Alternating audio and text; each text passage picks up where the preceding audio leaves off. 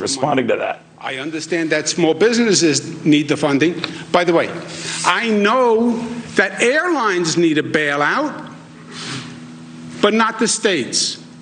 Why don't you show as much consideration to states as you did to your big businesses and to your airlines? Right? Did you guys speak yesterday or this morning after he announced the May 1st? No, you haven't talked at all? After he announced the May what? After he announced the May 1st reopening of No, he didn't announce anything. He said it's up to the states. That's what he said.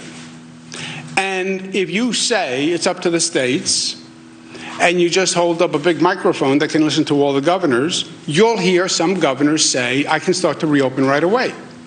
Because some governors are in places where they don't have a serious problem. They never did. By the way, some states never even closed down.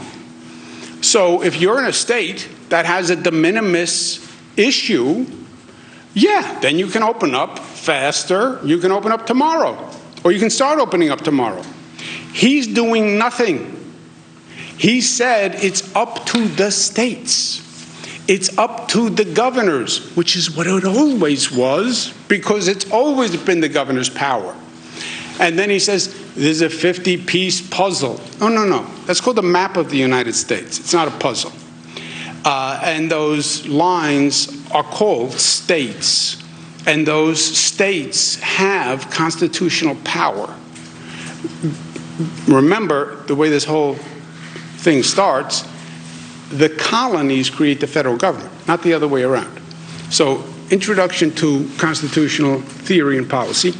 The states have the power to open. The states are opening on their own timelines. We're trying to coordinate with our neighboring states. Western states are coordinating. Middle states are coordinating.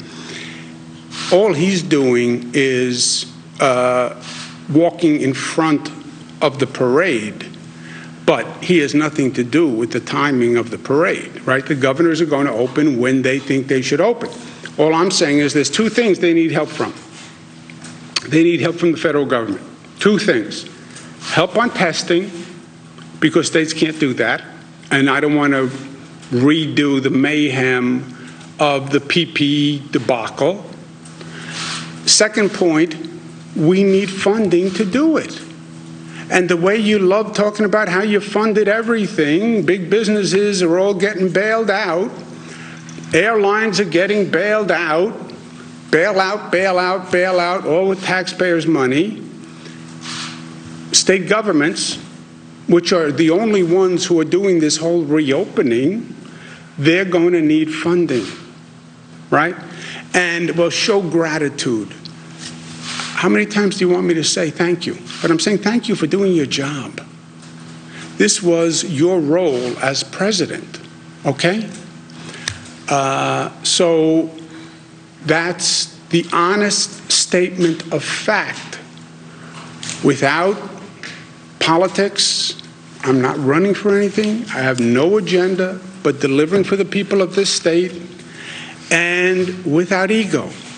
You want me to say thank you? Thank you for doing your job in helping build Javits and sending the U.S. Navy ship Comfort. Thank you for participating in a modicum of federal responsibility in a national crisis, which you know is a national crisis because he declared a federal emergency. So thank you for having the federal government participate in a federal emergency. And thank you for help building Javits, 2,500 beds, pursuant to your projection.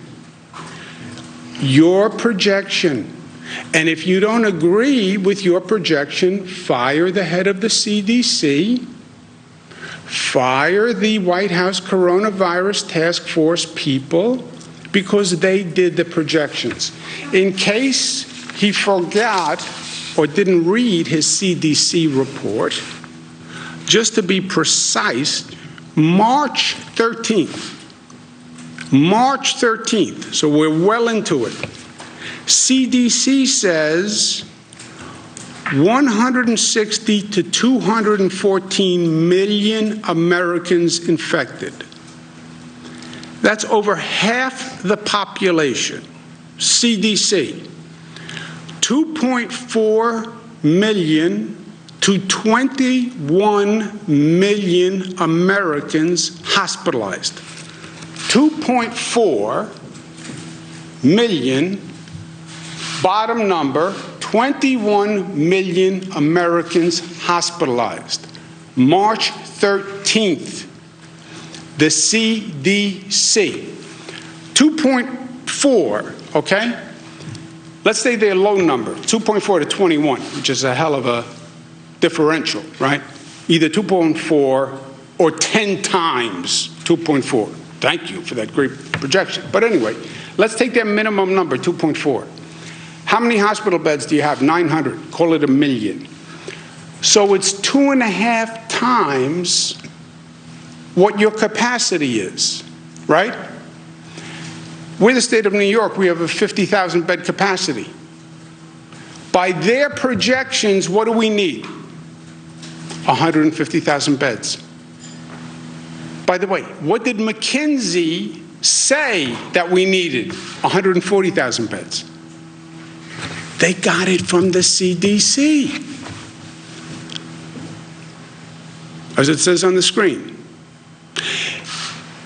They got it from the CDC. That's why we built 2,500 beds at Javits. Because we listened to you, Mr. President. And if we were foolish for listening to you, then shame on us. But read your own report next time before you criticize it. Point on state spending. You mentioned at some point someone